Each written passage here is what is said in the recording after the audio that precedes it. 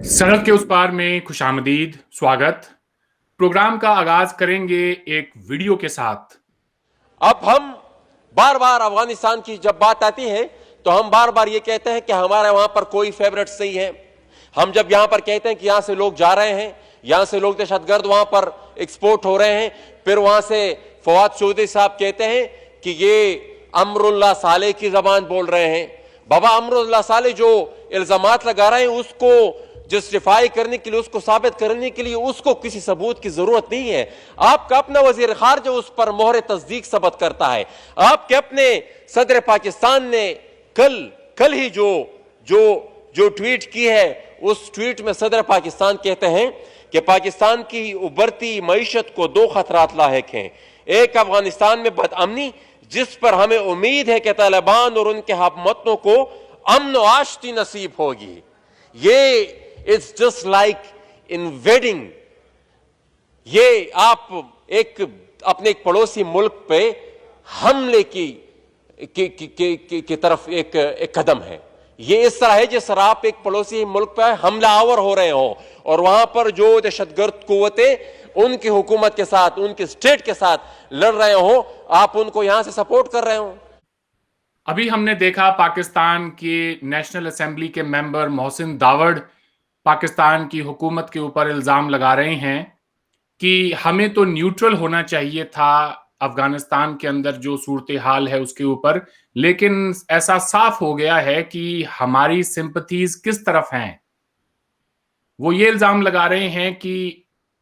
पाकिस्तान की हुकूमत को चाहिए था कि वो अगर सपोर्ट नहीं कर सकते अफगान गवर्नमेंट का तो कम से कम तालिबान का सपोर्ट हमें नहीं करना चाहिए। आज के प्रोग्राम में हम इन्हीं सवालों पर डिस्कशन करेंगे। सबसे पहले तो ये जानने की कोशिश करेंगे कि क्या पाकिस्तान वाकई में इस जंग में न्यूट्रल है या फिर उनकी सिंपथीज, उनका सपोर्ट अफगान तालिबान के साथ है। दूसरी जो अहम खबर है वो ये है कि अफगान तालिबान और तहरीके तालिबान पाकिस्तान, जिसे पाकिस्तानी तालिबान भी कहा जाता है, क्या वो अब एक हो गए हैं। चंद रोज पहले आर्मी चीफ की तरफ से जो सिक्योरिटी ब्रीफिंग दी गई थी पॉलिटिशियंस को, उसमें उन्हें ये बताया गया था कि अब दोनों का जो मुस्तकबिल है वो एक साथ ही जुड़ा है और वो एक हो गए हैं। साथ ही हम ये भी डिस्कशन करेंगे कि हिंदुस्तान ने 20 साल में जो इन्वेस्टमेंट्स की थी तो इसमें इंडिया का कितना नुकसान हुआ है। हमें ज्वाइन किया है बैरिस्टर हामिद बशानी साहब ने। Welcome to the show sir. शुक्रिया जनाब, थैंक यू। ऐसा लगता है कि पाकिस्तान की न्यूट्रलिटी तो अब एक्सपोज हो गई है, आप क्या कहेंगे इस बारे में? देखें जी, पहली बात तो ये है कि पाकिस्तान की न्यूट्रलिटी जो है वो कभी भी किसी ने तस्लीम नहीं की, खुद इवन पाकिस्तान ने तस्लीम नहीं की है। जो मोस्ट पावरफुल पॉकेट्स हैं पाकिस्तान की पॉलिटिक्स में, उन्होंने कभी तस्लीम नहीं किया कि हम इस पे न्यूट्रल हैं,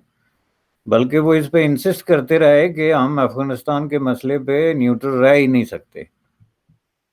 ये तो खुद एस्टेब्लिशमेंट के अंदर एक ग्रुप था या है जो कि इस तरह का तासर देने की कोशिश कर रहा है, जैसे गवर्नमेंट हो गई प्राइम मिनिस्टर की क़यादत में, या इस तरह के चंद लोग हैं जो ये तासर देने की कोशिश कर रहे हैं। लेकिन इसमें अगर गौर से देखा जाए फ्रॉम डे वन, तो उसमें जो है वो किसी भी तरीके से आप ये नहीं कह सकते कि पाकिस्तान इस मसले में जो है वो न्यूट्रल था या रह सकता है। चूँकि आप ये नहीं कर सकते कि एक ही सांस में एक तरफ तो आप जो है वो अपने ज़िंदगी और मौत का मसला जो है वो अफ़गानिस्तान की फ्यूचर गवर्नमेंट के साथ जोड़ते हों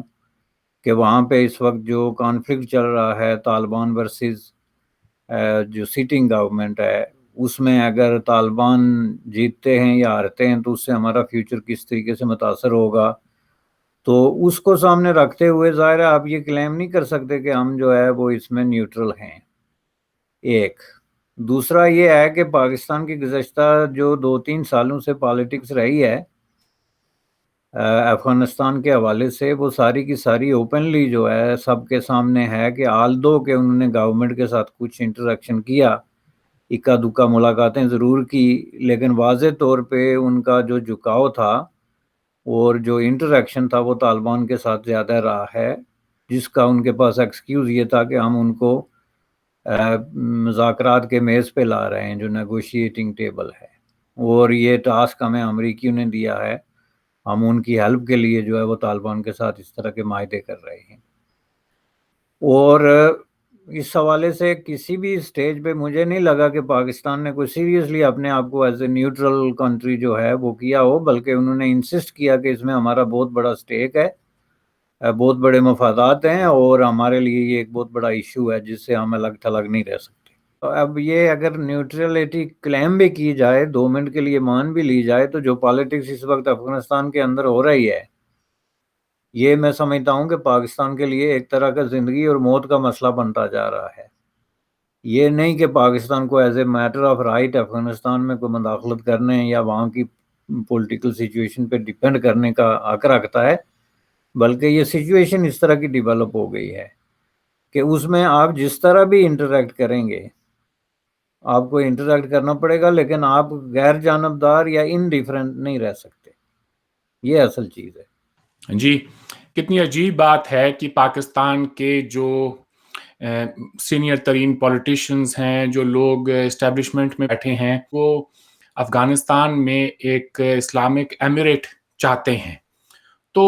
کتنا بڑا یہ کانٹرڈکشن ہے کہ آپ اپنے پڑوسی ملک افغانستان میں تو ایک اسلامک ایمریٹ چاہتے ہیں، ہندوستان کے اندر آپ ایک سیکولر معاشرہ چاہتے ہیں، اپنے لیے آپ نے کوئی ایک ہائیبرڈ قسم کی ایک جو ہے حکومت بنا رکھی ہے، نظام بنا رکھا ہے یہاں پر۔ تو یہ کانٹرڈکشنز کیوں ہیں پاکستان میں؟ طالبان کے یہاں پر تو ایسی کوئی منافقت نہیں ہے۔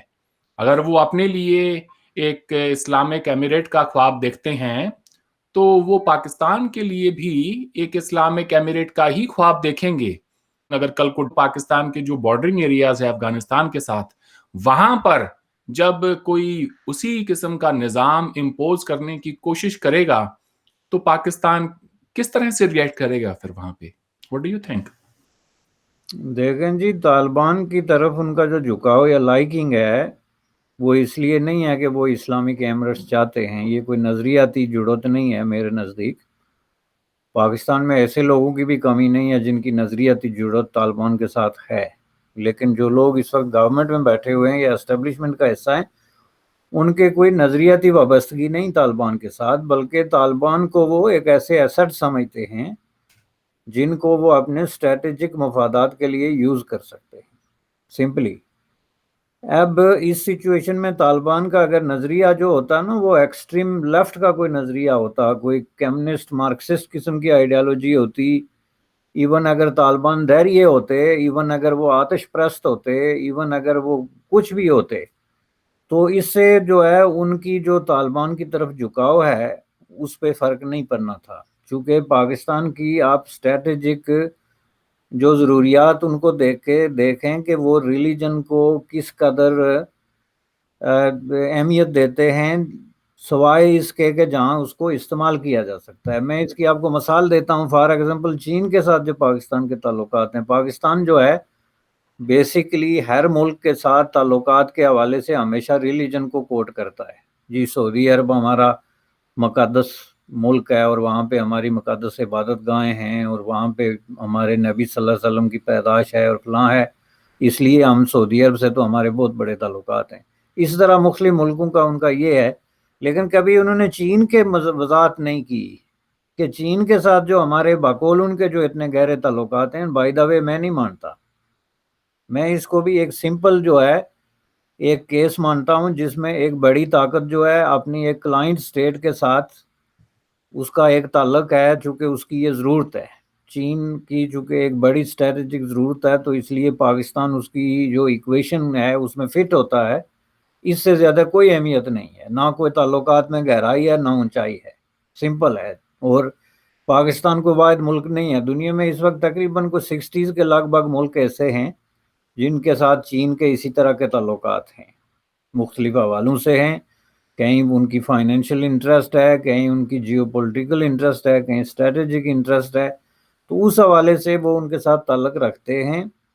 جس کو یہ ہمالیہ سے اوپر اور سمندر سے گہرا کر کے بار بار بتاتے ہیں. لیکن آپ نے کبھی نوٹ کیا کہ چین میں جو غیر جانبدار قسم کی اعداد و شمار ہیں، اس کے مطابق 60 سے اوپر 70 کے قریب % پیپل جو ہیں وہ کسی بھی ریلیجن پہ بلیو نہیں کرتے. باقی جو 40% رہتے ہیں ان کو بھی آپ ڈیوائڈ کر سکتے ہیں. کہیں کوئی بدھسٹ ہیں، کوئی جو ہے وہ مائل جو قسم کی دوسرے مذاہب پہ یقین رکھتے ہیں، لیکن اکثریت جو ہے وہ کوئی پریکٹس نہیں کرتی کہ آپ اس کو کہیں گے جو چین والے یہ مذہب اس طریقے سے پریکٹس کرتے ہیں یا ریلیجن کو ایز اے پولیٹیکل آئیڈیالوجی کہیں وہ اہمیت دیتے ہیں، اس طرح کی کوئی بات نہیں. لیکن مذہب کے ساتھ جو اخلاقیات چلتی ہے، آپ کو یاد ہوگا کہ پاکستان سوویت یونین کے خلاف کولڈ وار کے دوران ایک بہت بڑا پروپوگنڈا ماؤتھ تھا انٹرنیشنل امپیریلسٹ فورسز کا، یا یوں کہہ لیں آپ کے جو ویسٹ کا بلاک تھا امریکہ کی قیادت میں، یورپین بلاک کی طرف سے. چونکہ بیسیکلی جو ظاہر ہے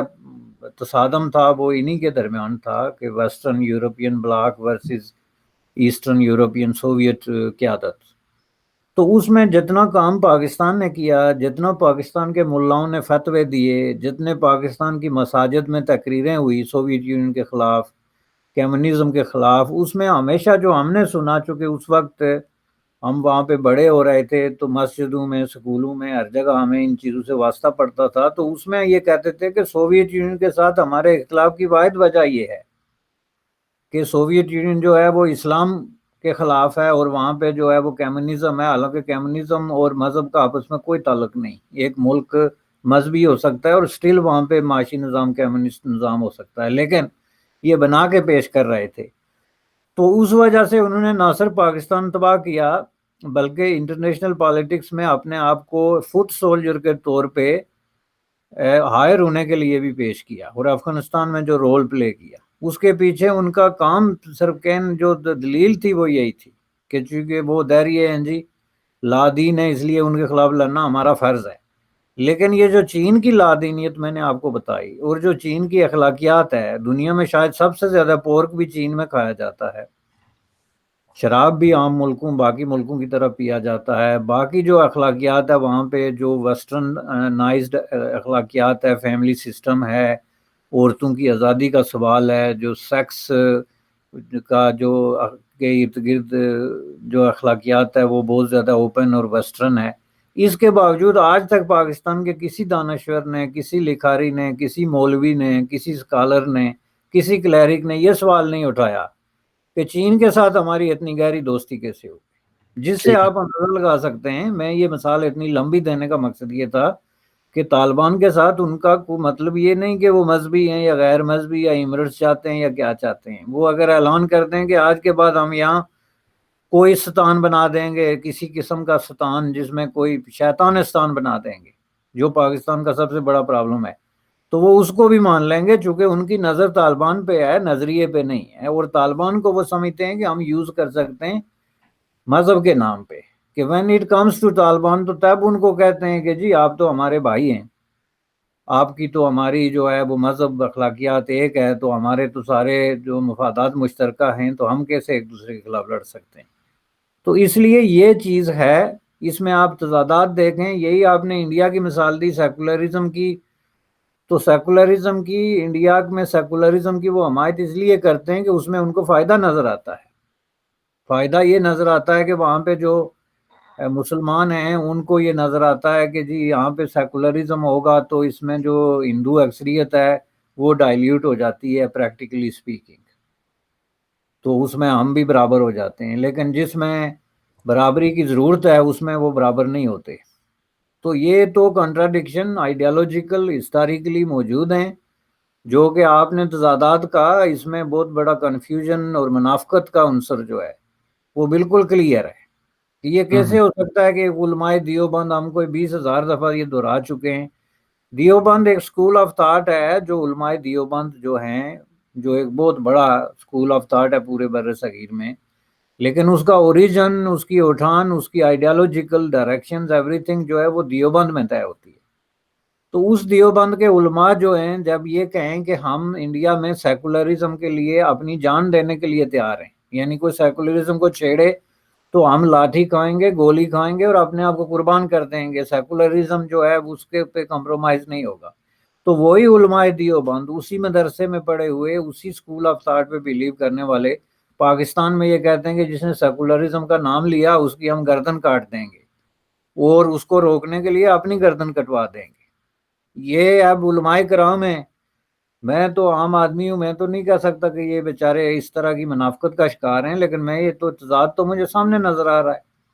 جس کو میں ریکنسائل نہیں کر سکتا، جس کو دنیا کا کوئی سوچنے والا مائنڈ ریکنسائل نہیں کر سکتا، اور جس کا واضح مطلب یہ ہے کہ وہ عوام کو بیوقوف سمجھتے ہیں بلکہ بھیڑ بکریاں سمجھتے ہیں، اور ان کے دماغوں میں یہ ہے کہ وہ جو مرضی کہتے پھریں، جو تعویلیں مرضی کرتے پھریں، تو ان کی بات پہ کوئی چیلنج نہیں کرے گا جو چیلنج کرنے والی بات ہے. یہی بات آ کے طالبان پہ بیٹھتی ہے جناب. آپ پیچھے چلے جائیں، جب طالبان نے، میں ہسٹری میں جانا نہیں چاہتا تھا، لیکن جب انہوں نے حکومت قائم کی تھی ملا عمر کی قیادت میں، تو سب سے پہلے پاکستان نے چھلانگ لگائی تھی لبیک کی، اور یہ آرگومنٹ دینا شروع کر دیا تھا کہ دنیا کے سب سے بہترین لوگ، ایماندار لوگ، مسلمانیت کے آخری درجے پہ فائز لوگ، نیکوکار لوگ، پاکباز لوگ، یہی طالبان ہیں. اور یہ جو سعودیہ اور ایمرٹس وغیرہ نے ان کو تسلیم کیا تھا، اس میں پیچھے سب سے بڑی جو ہے وہ کوشش پاکستان کی تھی. ایک تو پاکستان کا اس وقت پوری موومنٹ پہ قبضہ تھا، دوسرا وہی بات جو اسٹریٹجک ڈیپتھ والی بات ہے. ڈیتھ میرے منہ سے نکل گیا جو زیادہ ہے، میں سمجھتا ہوں کہ حسب حال ہے، چونکہ وہ اسٹریٹجک ڈیتھ ہی ہوئی آخر میں، لیکن اس وقت ڈیپتھ تھی. تو اس ڈیپتھ کی آڑ میں وہ سمجھتے تھے کہ یہ ہمارا بہت بڑا اثاثہ ہے، اور کسی طریقے سے ہم سعودیہ کو اور ایمریٹس کو ساتھ ملا لیں تو بعد میں پوری دنیا ان کو مان جائے گی. ممکن ہے مان بھی جاتی اگر وہ اپنے اصل کلر انہوں نے دکھانے شروع کیے. دنیا کو کیا ہے بھائی، دنیا میں کہیں کوئی نظام چلتا رہے، اگر آپ انسان بن کے انسانوں کی طرح اس کو چلاتے رہیں، بے شک آپ کے بیلیف ڈیفرنٹ ہوں، آپ کی سوچ کچھ ہو، لیکن آپ اس سوچ کو ایک زہریلا ہتھیار تو نہ بنائیں نا لوگوں کے خلاف،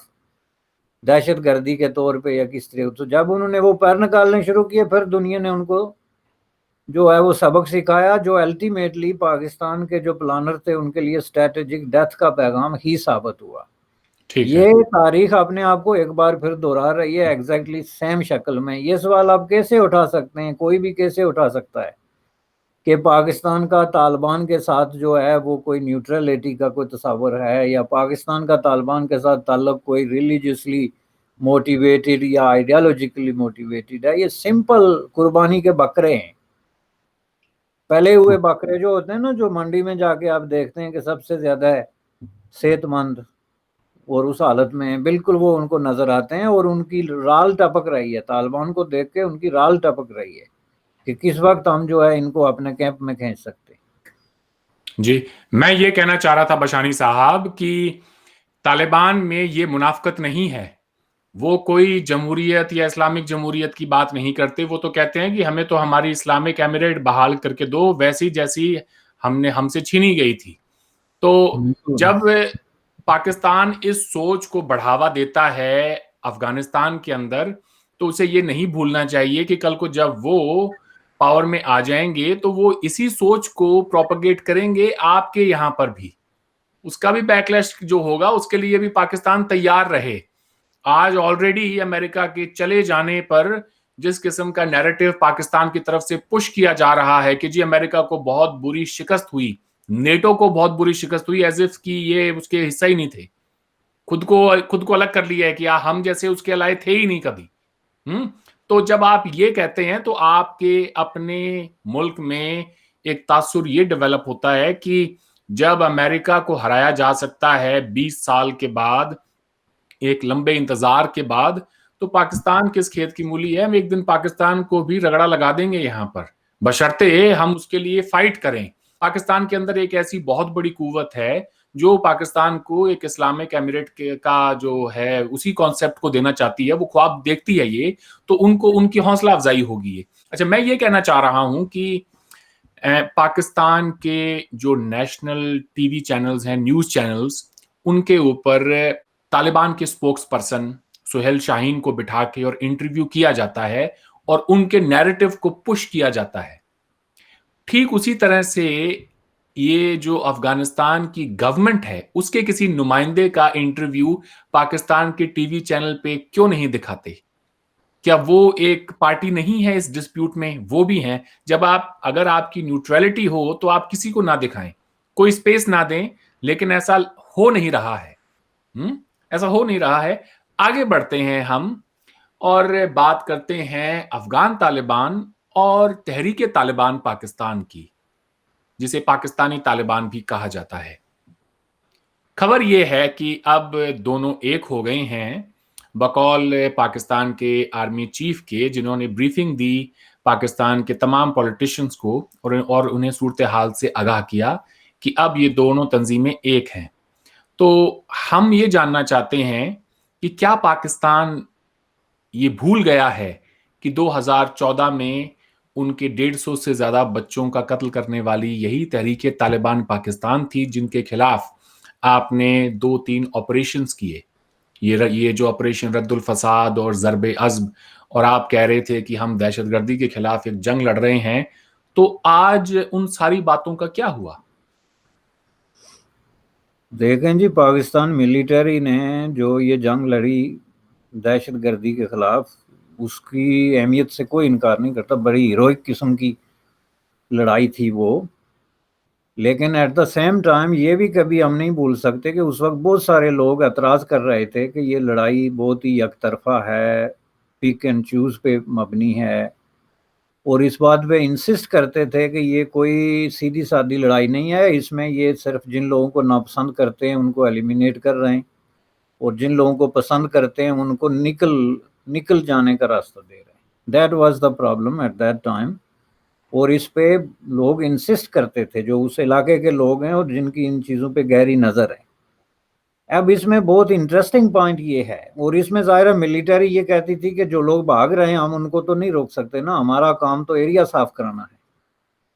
تو ہم سب کو موت کے گھاٹ تو نہیں اتار سکتے، جو بھاگ رہا ہے وہ بھی سمجھ لیں ہماری فتح ہے. اب اس پروسیس میں کیا ہوا کہ اس میں بہت سارے لوگ جو طالبان تھے، پاکستانی طالبان کی دوم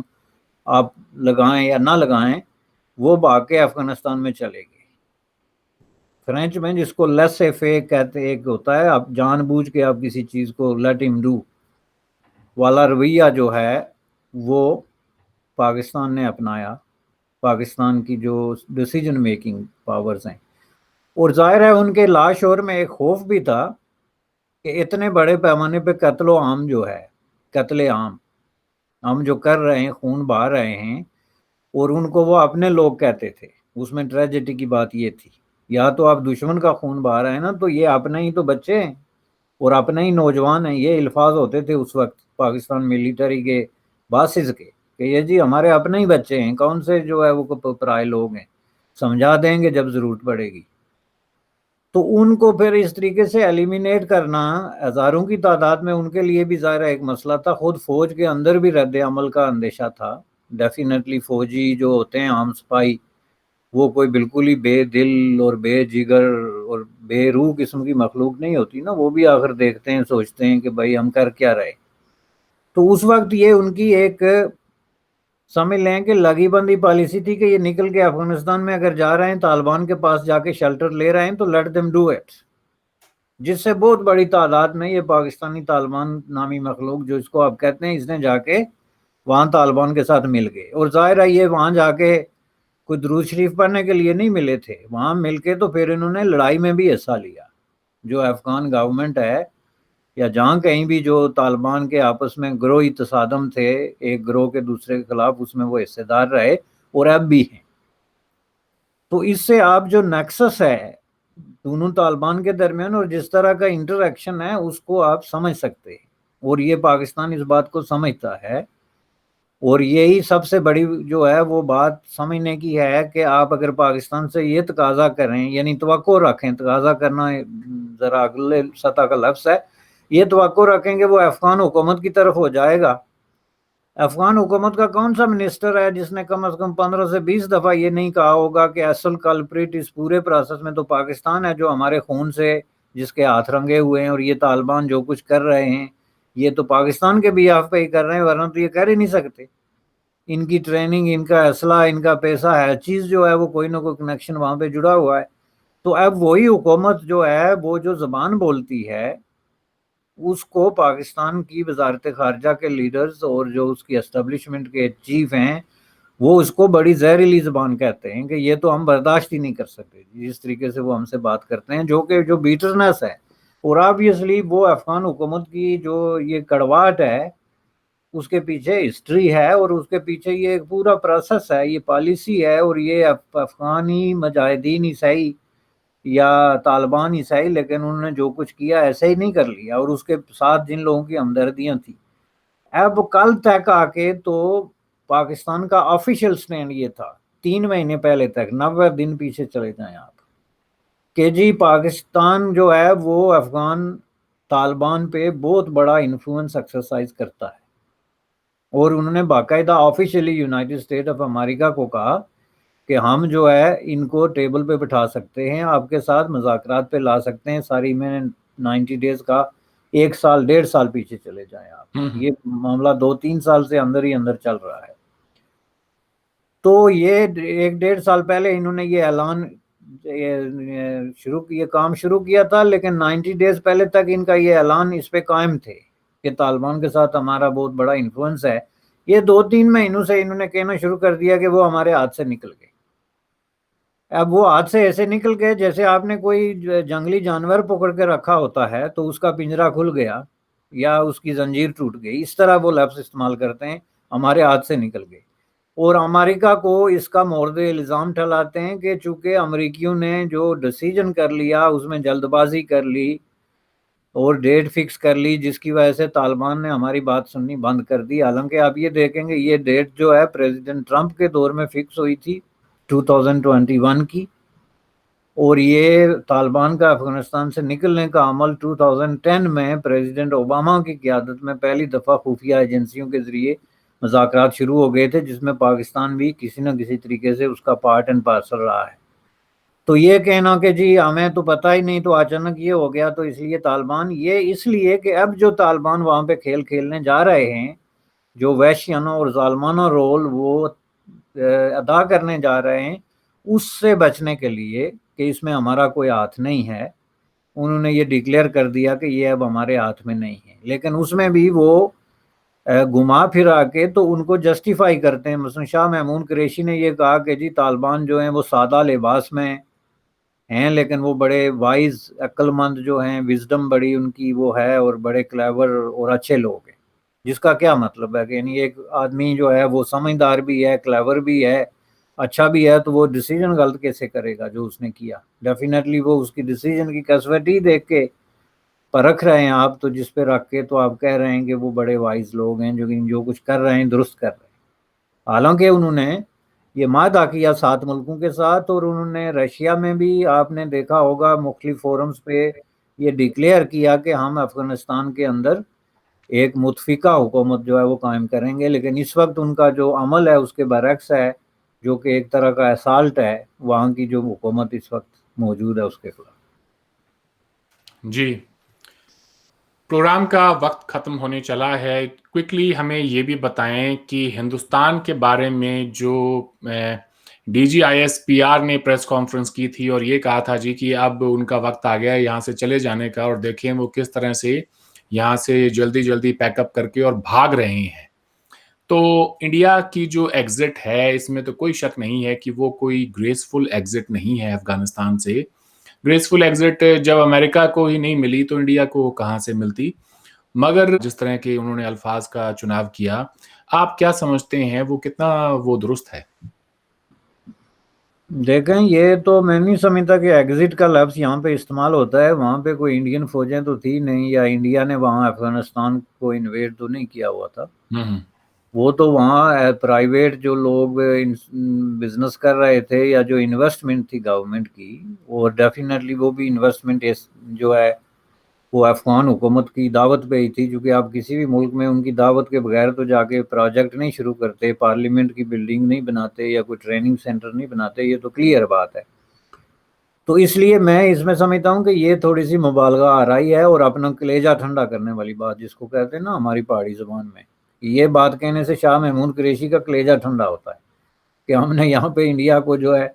وہ کوئی شکست دے دی، حالانکہ اس میں انڈیا کی فوج آئی جب نہیں تو پھر شکست اور فتح کا سوال نہیں ہے. وہاں پہ اگر کوئی ڈیولپمنٹ ہو رہی تھی، بلڈنگیں بنی ہیں، تو وہ اب افغان عوام کی پراپرٹی ہے. وہ چاہیں تو اسے تباہ کر دیں، چاہیں تو اسے اپنے استعمال کے لیے رکھیں. یہ اس سے انڈیا کا، میں نہیں سمجھتا کہ انڈیا نے یہ جو میکسیمم $3 بلین لگ بھگ جو ایسٹیمیٹ ہیں کہ خرچ کیا، یہ اس لیے خرچ کیا کہ یہ افغان ہمیں واپس کریں گے یا یہ ہم اس پہ کوئی منافع لیں گے یا یہ کوئی بزنس ہے. آبویسلی کسی بھی ملک میں آپ اس طرح کی جو انویسٹمنٹ کرتے ہیں اس کے مقاصد ڈیفینیٹلی یہ ہوتے ہیں کہ آپ وہاں کی جو پبلک اوپینین ہے اور عوام کی گڈ ول ہنٹنگ جو ہے اس پہ ہوتے ہیں. تو وہ انڈیا نے اس وقت گین کی جب انڈیا نے وہاں پہ پارلیمنٹ بنائی، اس طرح کے کام کیے، تو ایک بڑا پاکستان کی نسبت اس کو ایک ایج مل گئی کہ افغانی جو ہیں وہ انڈین کو زیادہ اہمیت دینے لگے اور پاکستان کے خلاف ہو گئے. سامنے سی بات تھی. تو اب جو ہے ان کو وہ چھوڑ کے جانا پڑا، تو وہ میں نہیں سمجھتا کہ اس کو آپ امریکہ چونکہ ہسٹوریکلی ظاہر ہے فوجیں لے کے آیا ہوا تھا وہاں پہ، لیکن اس پہ میں سٹل یہ میں ماننے کے لیے تیار نہیں ہوں کہ امریکہ وہاں سے بھاگا ہے یا لیفٹ شکست جو ہے اس پہ جسٹیفائیبل ہے. آئی ڈونٹ بائی دیٹ، اور میرے پاس اس کے لیے آرگیومنٹ ہے اور بہت ہی طویل قسم کا آرگیومنٹ ہے. میں سمجھتا ہوں کہ یہ بے بنیاد قسم کی بات ہے جس کی بنیادیں دیکھنا بہت ضروری ہے، جو کھوکھلی ہیں اور ان میں کوئی سچائی نہیں ہے. جی، آج آپ نے وقت دیا بشانی صاحب، آپ کا بہت بہت شکریہ. آپ سے پھر بات ہوگی. Thank you so much. Thank you جناب.